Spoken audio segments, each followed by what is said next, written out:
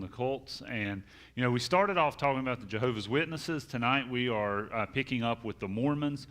More than likely, the Jehovah's Witnesses or the Mormons are one of the two cults that you will more than likely come into contact with, rather than some of the far off, sort of really out there cults that are not as prominent in our area. And so that's predominantly the reason why we are only looking at the Jehovah's Witnesses, the Mormons, and then a yet to be determined group that we will start looking at later, that we're going to evaluate and look at their beliefs and then come to the conclusion of whether we believe they are a cult or a mainstream Christian denomination.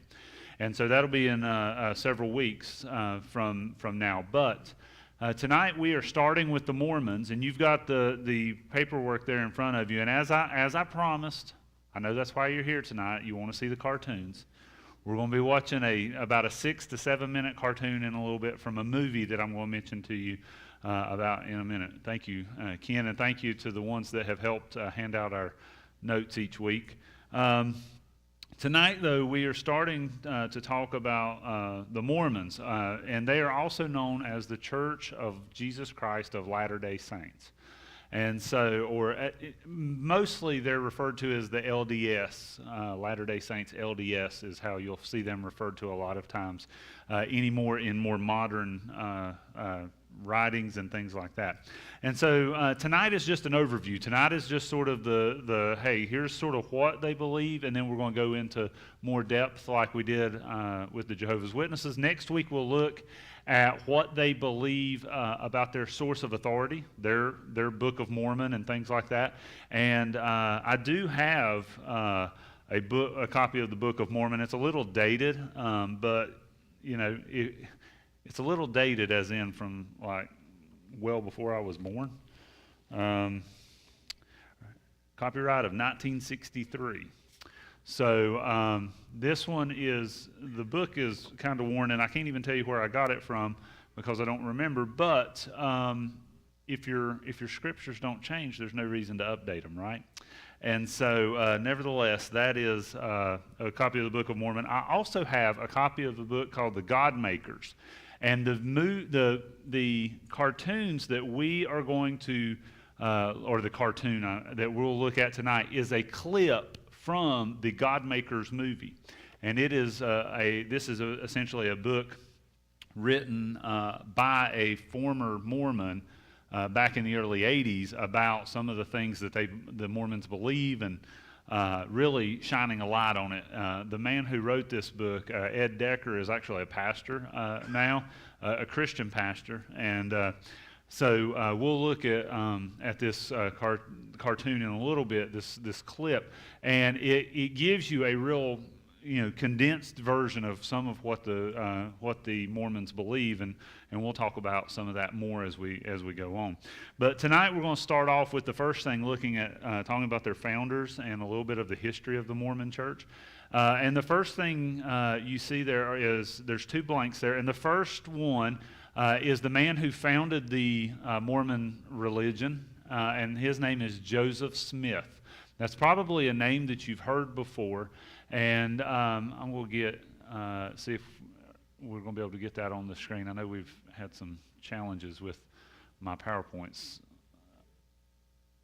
Is that going to come up, Lee?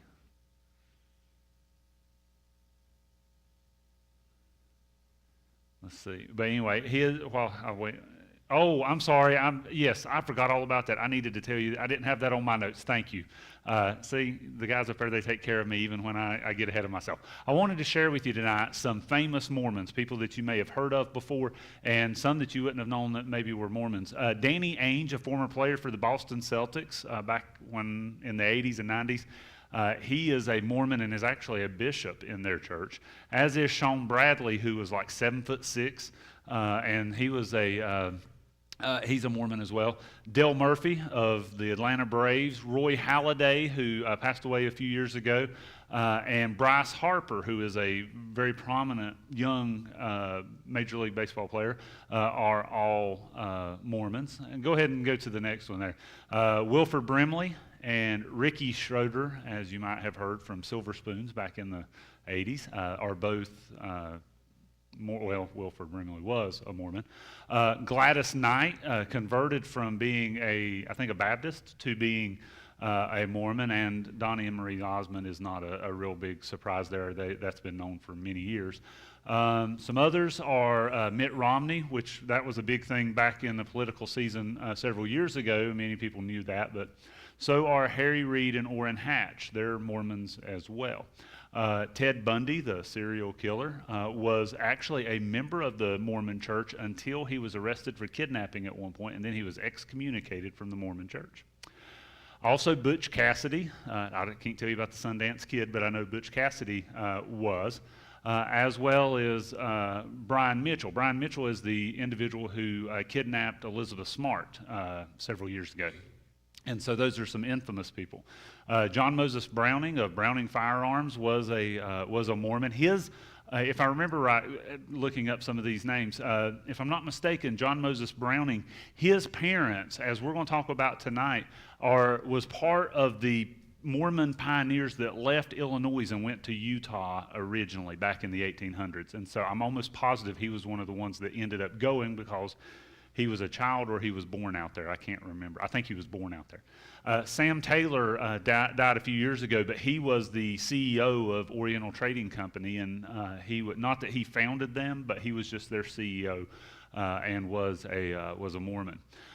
Is there any more? Yes. There are a lot of different current and former CEOs of companies like that are Mormons or were Mormons when they were owning those companies or serving in those companies. Marriott Hotels is a big one that I remember being told at one point that if you went to a Marriott hotel, you would actually find a Book of Mormon rather than a Gideon Bible in their rooms. I don't know that that's true. I remember hearing that at one point. But nevertheless, CEOs of large companies, and the Mormons are big into business. It's a multi-billion-dollar religion because of people who are CEOs in their religion. And then the other one that I was going to mention was about Ancestry.com, and I think is that the next slide, Lee?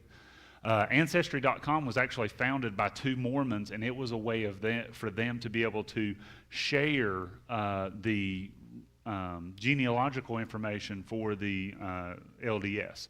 And the thing about this is, and this will make sense for you, is the reason why would the genealogical records matter? Because the Mormons do baptism for the dead. So if you can be baptized for the dead to help them get into heaven, or well, not heaven, but their idea of paradise, then you need to know who your ancestors are so that you could be baptized for them in case they weren't baptized or in case something happened. And so it's kind of interesting, but anybody done a DNA test through Ancestry.com? Not 23andMe, Ancestry.com. My parents got us one a few years ago, and we did ours through that. My dad had done 23andMe and that sort of thing, but it's kind of interesting. But I had heard that at one point, but it was founded. Now it's been bought by company after company after company, and it's owned by an investment group now. But originally it was started by two Mormons, and so I think that was the last one, right, Lee? All right, so now we'll get into talking about the founders. The first one, as I said, was Joseph Smith, and Joseph Smith was the guy who founded the Mormon Church and the Mormon religion, I guess I should say. And not only was Joseph Smith he's the one that started it in upstate New York, and we'll talk about that in a few moments. But not only was he the one that started it, but when he dies in, I think, the 1840s, because of some really crazy stuff, the next person who takes over is a man that a university was named after that you've probably heard of. His name is Brigham Young. BYU, Brigham Young University, is named after the man who really took the Mormon Church from its beginning roots and really developed it into more of what we know it to be today. Now, what I want you to do is, now that you've wrote down the two, really the founder and the next man in line here, flip over to the back of your paper, and we're going to talk a little bit about the history of the Mormon Church, or about Mormonism. And so, it really started out when Joseph Smith was about 14. He says that he had a vision where God the Father and God the Son showed up, and while he was praying in the woods, and pretty much he asked them, well, which denomination should I go with? Should I be a Baptist, Methodist, Pentecost? Well, they didn't have Pentecostal back then. Or Presbyterian or anything like that. And he basically is told that all of them are corrupt. All Christian denominations are corrupt, and don't join any of them. And so a few years later, when he was 17, he claimed an angel named Moroni appeared by his bedside and told him of a book written on golden plates by the former inhabitants, not the Native Americans, okay? The former inhabitants of the American continent. And it was supposed to contain the gospel, the true gospel, not that corrupted stuff that the other denominations had. And so 4 years later, now let me ask you this. You get a vision from an angel telling you there are gold plates, here's where they are. Are you going to wait 4 years to go and dig those up? See if what they told you was true? No. Now, I'm not going to say it took him 4 years to make something that looked gold and all that, but that may have been the case. And nevertheless, so 4 years later, he goes and he digs up these tablets, and they were written in what he claimed to be Reformed Egyptian. Okay, I don't know what Reformed Egyptian is, and I don't know anybody that does. But these writings were supposed to be he found them with the help of these two special stones that he called the Urim and the Thummim. And those are very similar in name to some things that are listed in the Old Testament. Okay, so it's not that he just made up these words, most likely. These are things that these are words that are very similar to stuff you read in the Old Testament. But anyway, and he said that he was using them as these spectacles, and what he did was he translated the plates, and he sat behind the curtain. Sounds a little bit like the Wizard of Oz, doesn't it? I mean, I'm just being very honest with you. You're talking about pulling back the curtain. Why do you have to sit behind a curtain to translate this, and why can't you sit where people can see you? I'm just calling a spade here. So anyway, he translates these sitting behind the curtain, but it is important to know that he was known for trying to be a treasure hunter and things like this, and the practice that he was using was considered an occultic practice in the day, and it's actually still used by those that literally, and I don't mean this in a joking way, literally practice witchcraft. Like Wicca and Wiccans and others. And Joseph Smith was actually jailed because of this at one point, in that time. But anyway, so what he does is he goes and he finds this farmer by the name of Martin Harris, and he was a wealthy farmer. And so what he does is he tries to get him to help him with starting his church, so to speak. And so he got these plates and the translations, and Martin Harris wanted to make sure that this stuff was legit. So he goes to a professor by the name of Professor Anthon at Columbia College, probably what we know today as Columbia University. But he went back and talked to Joseph Smith after going to see this professor, and what he tells him is that the professor recognized Egyptian, Chaldaic, Assyriac, and Arabic that was translated correctly. But the catch is that the Professor Anthon later heard about what he had said and pretty much called him out and said that from the moment he saw the translations, he knew it was a scam and tried to call him out on it. But the farmer, Martin Harris, didn't buy it. And so in 1830, Joseph Smith published what is known as the Book of Mormon, like I'm showing you right here.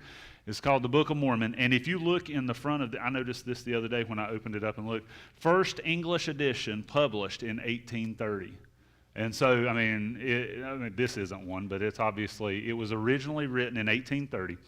And so he publishes this. And the way he's able to do that is by Martin Harris, this wealthy farmer, mortgaging his farm. And they founded the Mormon Church, Joseph Smith did. And it grew very quickly, but they found a lot of hostility, a lot of persecution, because what they were teaching were things in error to the Scriptures. And so the people of that day they didn't take to it well. So anyway, soon what happens is the place that Joseph Smith dug up those golden plates was in a place called the Hill Qumran, and it is between Rochester and Syracuse, New York, in a place near a place called Manchester. And so eventually they have to move from New York to Illinois. And so while they're there, Joseph Smith is continuing to receive revelations. And so notice that the scriptures aren't giving him the revelation. He's receiving these revelations all of a sudden. And so he's continuing to refine their doctrines, I guess you would say. And so this is where he came up with some of their doctrines on the Godhead, origin and destiny of the human race, eternal progression, baptism for the dead, as I mentioned earlier, plural marriages, which the Mormons are known for, maybe more so than a lot of other things, and their sacred temple ordinances. Not long after getting into Illinois, in Nauvoo is the name of the town where they were at. But anyway, when he gets there, he actually, Joseph Smith, they're outed by one of the local newspapers, and he instructs his followers to go and burn down the place and destroy the local newspaper. And what happens is he's arrested because of this, for inciting a riot or whatever whatever they would have phrased it as. And 200 people attacked the jail where he was held, and he was killed. He was actually shot, if I'm not mistaken, through the course of all of this. And so essentially he ends up dying as a martyr for the Mormon faith. And so they view him as a martyr for the Mormons. And so what ends up happening is Mormons now believe that when they stand in judgment, they're going to stand in judgment before God, Jesus, and Joseph Smith. That's their beliefs. And so after all of this happened, Brigham Young, the guy you see number 2 up there, he is sort of their leader then, and he ends up taking them to what is now Utah. It was the Utah Territory then, but it was, but nevertheless, you go to Salt Lake City, that's where the huge Mormon temple is. And I know an evangelist from earlier in my ministry, and he's several years older than I am, but he told me that one time when he was in Salt Lake City, he went by the Mormon temple and was sharing the gospel with people. He's an evangelist, so this is like second nature to him. He's sharing the gospel with people on the sidewalk in front of the big Mormon temple out there and all this and stuff. And he was actually asked, he was come and asked to leave, because of that. And so it's kind of crazy how protective they are of that, because they didn't want him there. Another story I have is I was told by a pastor friend of mine that I served with at one time that he knew a guy that had this big, burly, biker-looking guy had lived a really rough life and came to faith in Christ.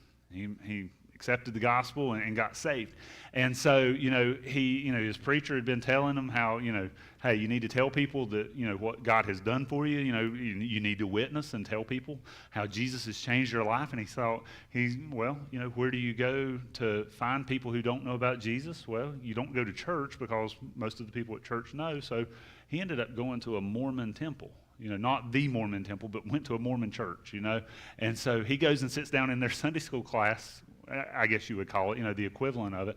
And in the course of the class, he starts sharing the gospel with people, and there was a couple of them, starting to take him serious, and they ran him out. But he had no problem with it, because he didn't know any different, And so it's kind of interesting when you see that. So there are people who, who will take this on, straight away and try to share the gospel with them.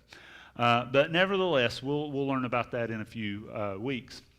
But the Mormon Church today is one of the fastest growing and one of the most successful cults in the U.S.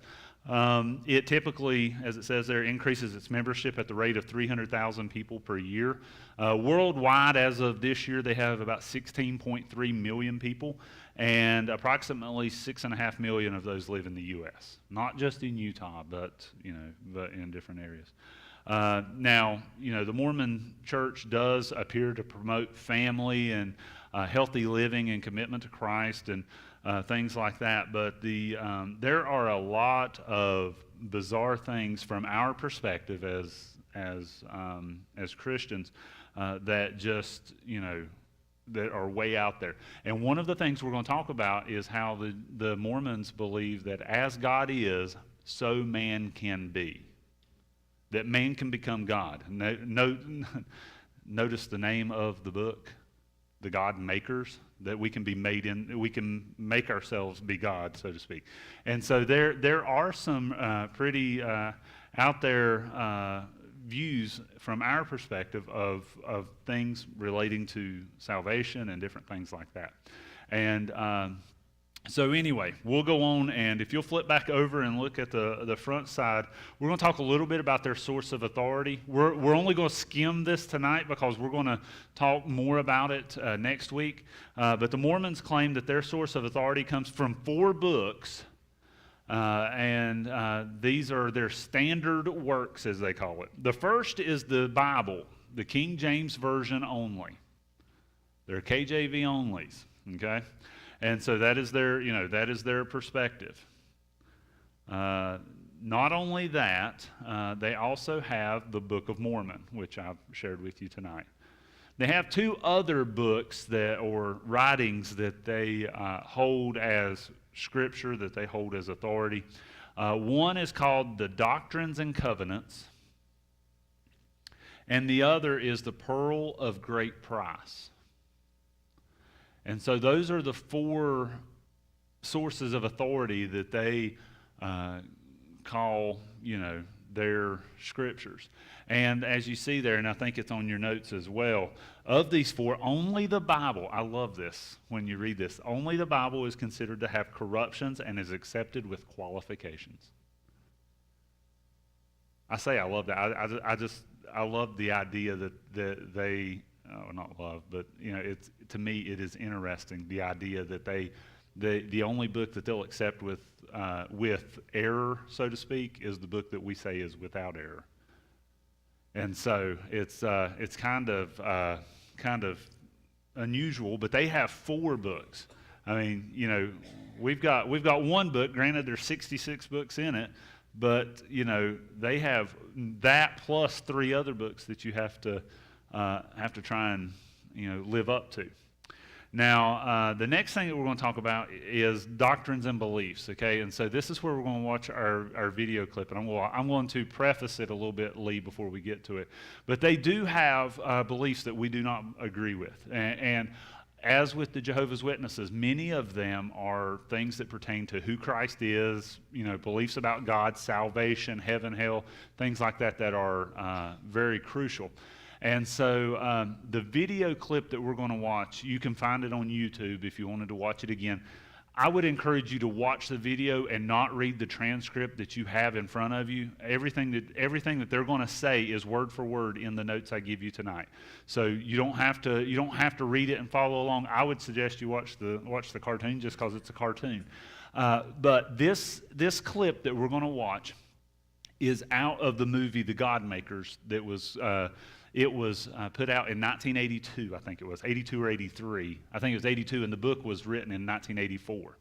And so what the movie is, it is shared by Ed Decker and another gentleman who they're basically doing a dramatization of the 2 of them sitting down and talking with attorneys about bringing a class action lawsuit against the Mormon Church for the damage they're doing to families and one thing and another, and they're building a case through the movie. That's what they're doing, and you can find it and probably watch it if you can. I've watched it before, and it's interesting to watch from a study of the cults type of situation.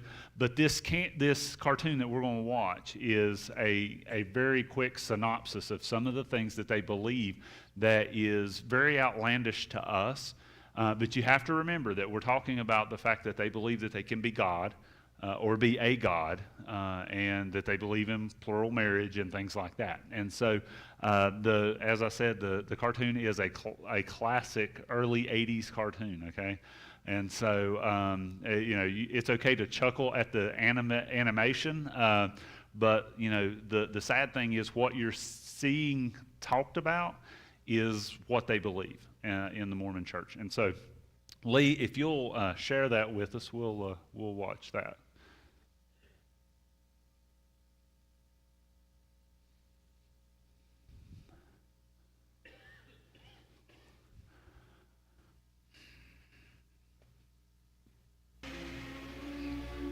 Mormonism teaches that trillions of planets scattered throughout the cosmos are ruled by countless gods who once were human like us. They say that long ago on one of these planets, to an unidentified god and one of his goddess wives, a spirit child named Elohim was conceived. This spirit child was later born to human parents who gave him a physical body. Through obedience to Mormon teaching and death and resurrection, he proved himself worthy and was elevated to godhood as his father before him. Mormons believe that Elohim is their heavenly father and that he lives with his many goddess wives on a planet near a mysterious star called Kolob. Here, the God of Mormonism and his wives, through endless celestial sex, produced billions of spirit children. To decide their destiny, the head of the Mormon gods called a great heavenly council meeting. Both of Elohim's eldest sons were there, Lucifer and his brother Jesus. A plan was presented to build planet Earth, where the spirit children would be sent to take on mortal bodies and learn good from evil. Lucifer stood and made his bid for becoming savior of this new world. Wanting the glory for himself, he planned to force everyone to become gods. Opposing the idea, the Mormon Jesus suggested giving man his freedom of choice, as on other planets. The vote that followed approved the proposal of the Mormon Jesus, who would become savior of the planet Earth. Enraged, Lucifer cunningly convinced 1/3 of the spirits destined for Earth to fight with him in revolt. Thus, Lucifer became the devil and his followers the demons. Sent to this world, they would forever be denied bodies of flesh and bone. Those who remained neutral in the battle were cursed to be born with black skin. This is the Mormon explanation for the Negro race. The spirits that fought most valiantly against Lucifer would be born into Mormon families on planet Earth. These would be the lighter-skinned people, or white and delightsome, as the Book of Mormon describes them. Early Mormon prophets taught that Elohim and one of his goddess wives came to Earth as Adam and Eve to start the human race. Thousands of years later, Elohim, in human form once again, journeyed to Earth from the starbase Kolob, this time to have sex with the Virgin Mary, in order to provide Jesus with a physical body. Mormon apostle Orson Pratt taught that after Jesus Christ grew to manhood, he took at least 3 wives, Mary, Martha, and Mary Magdalene. Through these wives, the Mormon Jesus, for whom Joseph Smith claimed direct descent, supposedly fathered a number of children before he was crucified. According to the Book of Mormon, after his resurrection, Jesus came to the Americas to preach to the Indians, who the Mormons believe are really Israelites. Thus, the Jesus of Mormonism established his church in the Americas as he had in Palestine.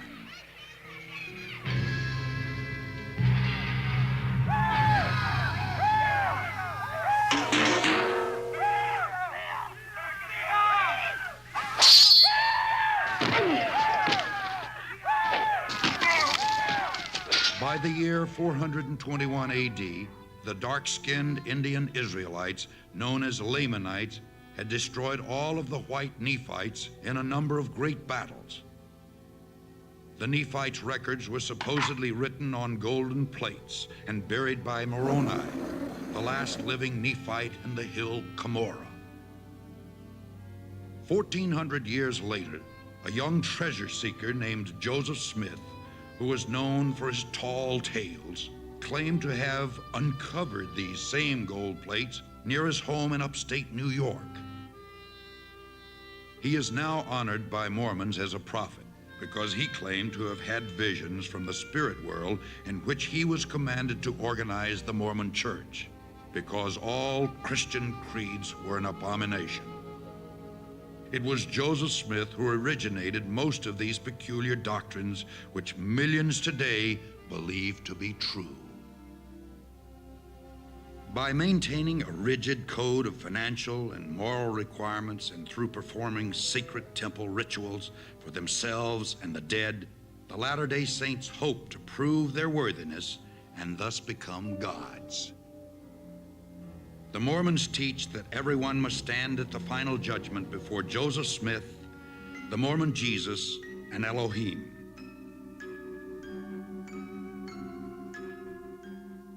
Those Mormons who were sealed in the eternal marriage ceremony expect to become polygamous gods in the celestial kingdom, rule over other planets, and spawn new families throughout eternity.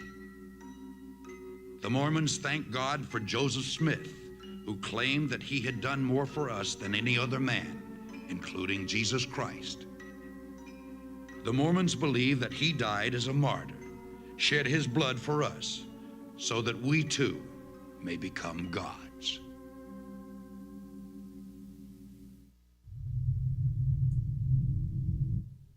So, again, the cartoon is 40 years old or close to it. But what you see in that particular, as far as the ideals that are portrayed in that cartoon, that's what the Jehovah's Witnesses, or I'm sorry, the Mormons believe. And so, they do baptism for the dead. They believe in polygamy, even though that has sort of been pushed to the fringe for a lot of them. They do, but this is their belief. And we'll talk a little bit more about their idea of that celestial kingdom and heaven and things like that as we go forward, talking about our study and their beliefs in that regard. So in your handout there, you see that there are 5 things that are beliefs that they have. One is that they believe that Jesus is separate from God the Father. As you saw there, they believe that he was a created spirit child. And I never noticed this till I watched that video, but it said that at that council, he had his 2 eldest sons. And, Jesus is the only son, but, I was like, well, which one is the eldest? Which one would have been the firstborn? Because in the Christian faith, obviously, Jesus is the only son of God. But I wonder, which one, that would be a question for another day. But anyway, Jesus, in their view, was a created spirit child. Remember that. He's not creator, but created. They also believe that the Holy Spirit is not God. Much like the Jehovah's Witnesses view, they believe that he is this influence, this electricity-like emanation from God. In the Jehovah's Witnesses, they call him an inactive or impersonal active force that works like electricity. And I thought that's the only idea that modern day Christians can, or that these groups have for explaining how the Holy Spirit works. They also believe that believers are resurrected by grace, but saved by works. And so they believe that their works are what actually saved them. That's why you see the Mormons oftentimes on bicycles, wearing white shirts, white pants, white tie. And it does not matter the temperature. That's what you'll find them in. I'm sure in Utah it gets pretty hot, but I remember when it was probably 15, 18 years ago, I was on a fishing trip with my dad and my uncle and my pastor, Rick Krause, and we were at Myrtle Beach fishing, and we went to go eat supper that night, and I saw these 2 guys riding bicycles right there near Broadway on the beach, or Broadway at the beach.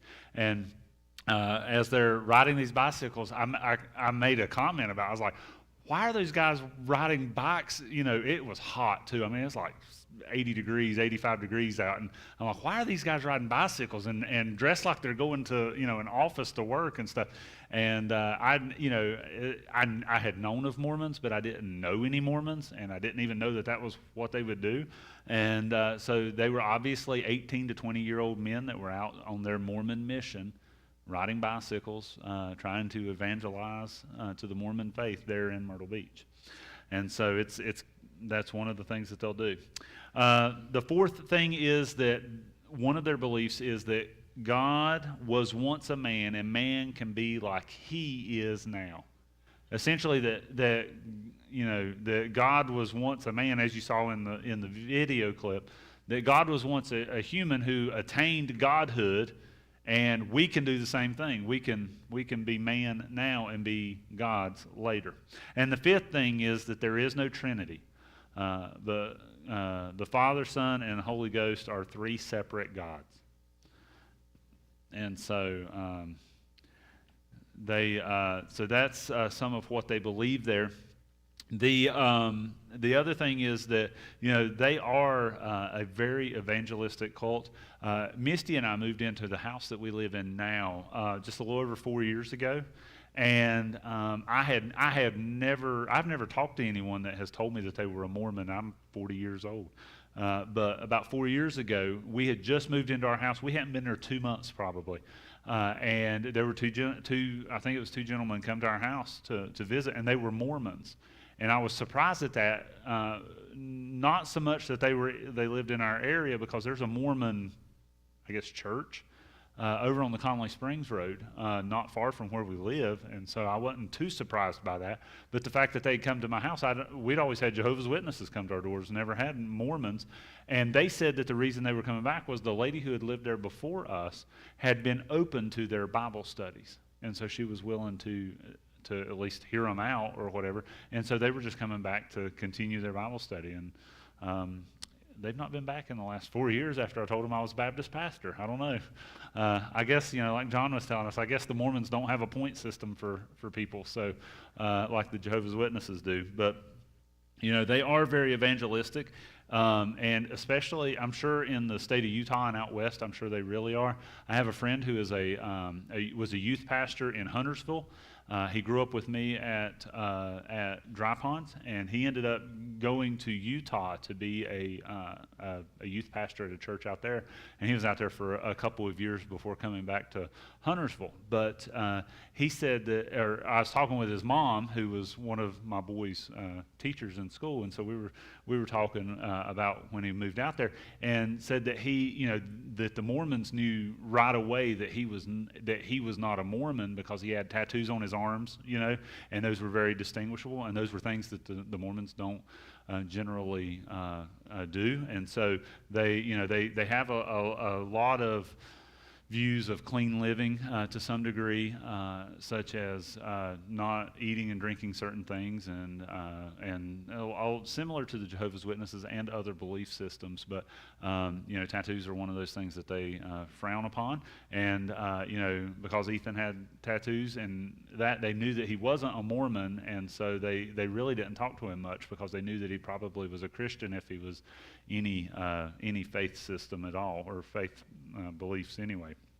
And so we're done for the night as far as our study goes, but we will in the coming weeks we'll be looking at some of these things that we've talked about tonight. Next week we're going to talk about their sources of authority. And we'll talk, I don't have a copy of the Pearl of Great Price or the Doctrines and Covenants, but I do have a copy of the Book of Mormon. And so if you're ever interested in looking at it, you're more than welcome to it. I thought it was kind of interesting that they do have, they've got pictures in here at the very beginning. And the neat thing was I had a kid's Bible when I was little that had pictures in it, and I was like, man, that's pretty cool. That's what this looked like in the Bible and different things.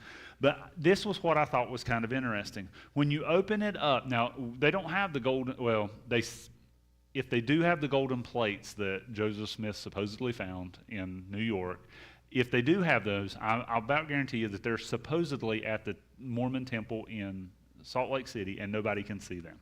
Okay, I'm pretty sure I've read that before. But what I thought was kind of interesting was that they point out in here artifacts from the time period that those golden plates were supposed to have been written, but they don't show you those particular plates. And they show you other artifacts that would have been from that same time period in South America. And I'm like, why are you showing me those? Why don't you show me the ones that you're supposed to be, believing in one thing and another? And so, and like, here's a hieroglyph sort of, or a mural on a cave that has nothing to do with the Mormon faith. It's just about that same time. And so the interesting thing, and I'll close with this, one of the interesting things, you saw in the video, they were talking about this battle that went on between Native Americans and people that look like Roman soldiers in the video. The thing that you have to understand is, according to Joseph Smith, he believes that, or he taught, and it's been taught in the Mormon Church, that when Jesus died, after Jesus died, he came to the Americas. He came to North America specifically. And they do believe that the Native Americans are descendants of the Israelites. I'm not sure how they got across the ocean. I don't know the connection there right offhand, but they do believe that. And what they believe is that, as we saw in the video, that there were two races of people. There were the Lamanites and the Nephites, I think is the way they pronounce it. But anyway, they fight, and the ones that look like Roman soldiers, they end up dying, but the Indians, or the Native Americans, they are the ones that end up being, surviving, and one thing and another, and they're, who Christopher Columbus and others found when they came to the New World. So, the interesting thing, though, is when you really look at what the what the Mormons believe, they believe that they were more technologically advanced than at 400 A.D. than they were in the 1800s. And so the catch was, they were talking about having things like the compass and other things that were not even available, to mankind in the 400s. Joseph Smith is claiming that they had the equivalent of what we would call like skyscrapers, big buildings like that. But the catch is they have no archaeological proof. Because, well, first off, they don't have any because it wasn't true. Say what you want to about modern science and some of their beliefs and some of the things they teach, but this is archaeological evidence. There is not one shred of archaeological evidence to prove what the Mormons say happened on the North American continent before the arrival of Europeans. And so it's really interesting when you get to reading it, and they talk about structures, and they had steel, and they had this and that and the other, and it just doesn't jive. And so there's a lot to it that seems very outlandish. The idea that we can be God and have our own planet and have all these spirit wives and spirit kids and God. It sounds foreign to us because of what we've been taught in the Scriptures. But you have to remember, as we said with the Jehovah's Witnesses, this is what they've been taught, some of them since they were in diapers, and this is what they believe. And so it does make it challenging. And so we'll look next week at their sources of authority, their doctrines, and then look at how to share Jesus with them. And so, did you have a question?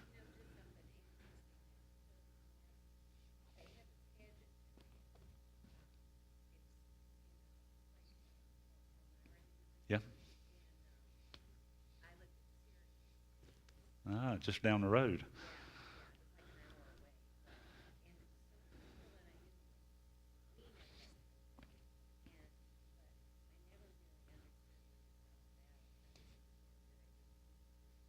Yeah, you definitely didn't, but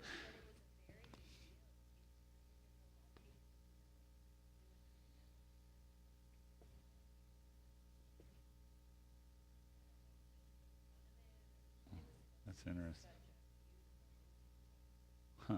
If you didn't hear what Joyce said, when she grew up in Syracuse, which is about an hour from where Joseph Smith found those supposedly found those golden plates, that there was a big pageant that every year in July that people would go to at that Hill Cumorah, that area.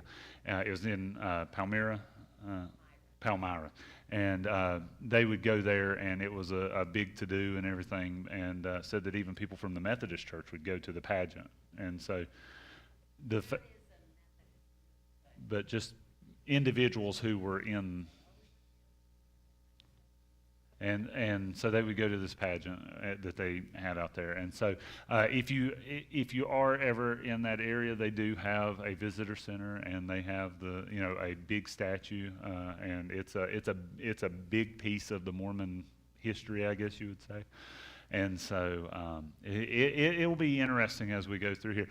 I would encourage you, there are resources that you can read. I've got some books on different cults and different religions. Walter Martin has a great book on different belief systems than the modern or the Orthodox Christian view, and so he touches on Mormons and Jehovah's Witnesses, and so I'll be just from memory of having read some of his works for classes and stuff, I'll share some of that as we go through. But I've got some resources if you're just interested in reading some other stuff on it as well. And so that is our study for tonight. We'll pick up next week with sources of authority, and